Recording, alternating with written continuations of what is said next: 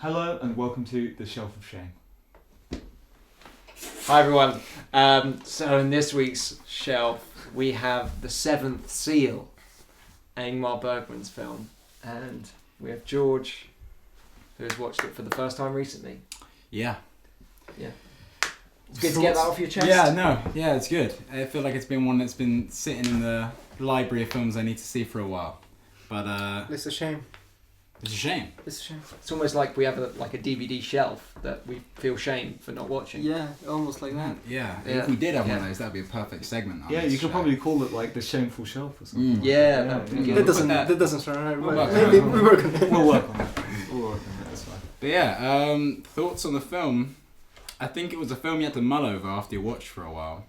I don't think it was a film you could be like in and out on in any way. It was Right. kind of, you had a relationship. It wasn't a one night stand. I'll tell you that. It was a relationship type of film. You thought about it. You live with it. Sometimes it felt like it spoke a different, saying a different language, which it was objectively speaking a different language. But I overall I was actually really, really surprised by it because I'd only recently started watching Bergman stuff and I'd just seen Persona really recently and I was like, maybe it's a little bit too much for me. Do you know what I mean? But Persona kind of maybe steered me in a different direction. But this one I was really, really, really into, definitely. Yeah. And it was cool to see where that kind of the original playing chess with death thing came from. Yeah. Because I feel like I've seen it referenced This is it, a like ton of times. The Seventh Seal. I realised how many times I've seen The Seventh Seal before I've actually seen The Seventh Seal. Yeah. I think the first time that I actually saw something related to The Seventh Seal was Bill and Ted's Bogus Journey, where they have to play death, but they play with battleships, which I think this was missing. Maybe, yeah. I mean, there's poetry in battleships that just isn't there in chess. They missed on the Hasbro product placement in there they could have got, you know what I mean? Just generic chess, some of the money left out there, but... And then with that Hasbro connection, you could get the Seventh Seal action figures. Big time, yeah. I actually gave you a couple of notes I'd like to address, if I could. A couple of little things. Max von Sydow, how do you say that? Is that Max von... Sure, let's say it right. Yeah, he played Antonius Black. Also, then later went on to play Lor San Tekka in Force Awakens, which we know happens a long time ago in a galaxy far, far away. Was it just like one film away? Yeah. He played a knight in that Jedi Knight Shared Universe. There we go. Also, Gunnar Bromstrand played Johns. Looks a bit like Tony Robinson from Time Team, but cooler. And also women in the Seventh Seal was the last thing I've noted down. A strange representation. They've said very little, and when they did say things, it was all kind of like very stereotypical, and maybe it's product of its time. And I'm not being the sort of person to jump straight into, oh god, old films always represent women badly. I agreed with how it represented the women. No, I'm joking. That was absolutely a joke. But no, it was definitely traditional. Can I jump in before we lose our half audience? I mean, Cries and Whispers. The women in Cries and Whispers are amazing. Persona. Yeah. Like you saw Persona. Absolutely, yeah. Yeah. I'm a big Bergman fan. I'm a Bergman nerd. I'm a Berg.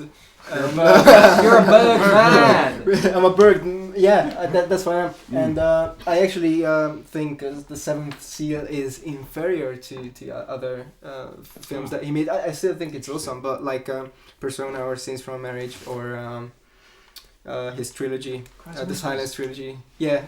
When you I thought when I was watching Cries and Whispers, when you look at his use of colour in that and his other films, good. You think, oh man, what if the Seventh Seal was in? Yeah. That's not part of his trilogy though. No. That's the Silence. That's Through a Glass Darkly and Winterlight. And Winterlight might be my favorite Bergman. Yeah. If not Persona. But I'm not. Yeah, I think I've got a few I'm more not films trying to to. I haven't seen it. Yeah. I really love the No, Seventh Seventh Seal. Seal is great. Yeah. It's really really good. I was big time into it. So what's the hype? I mean, it is a big film, so it's I think it's that's all around. high. Yeah. I think it's 90s. 90s. I think it's 90s hype. Okay. Okay. Let's go for 90 round. Just 90? Yeah. So that's like it's one hyped above So Do just the Right put Thing. 90 on there. Yeah, just here. Yeah. Just right Just about right there. Right That's there. fair. That sounds good. One more than Do the Good. Right Thing? Yeah, I mean, Seventh Seal is one that theorists It's a classic, talk about. right? Oh, Ingmar Bergman, Seventh Seal. Yeah. Death. Chess. How much out of 90 does it go above 90 in terms of your rating for it? And be honest, yeah. This is why we're here. I thought it was pretty flipping good. I'll tell you that.